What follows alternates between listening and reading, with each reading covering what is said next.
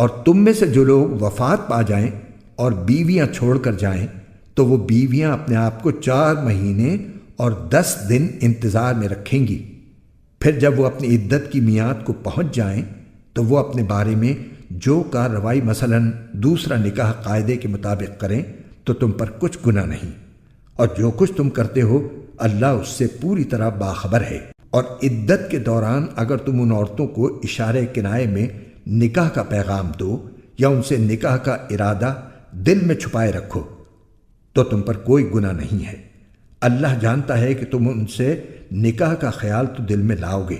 لیکن ان سے نکاح کا 2 طرفہ وعدہ مت کرنا، الا یہ کہ مناسب طریقے سے کوئی بات کہہ دو،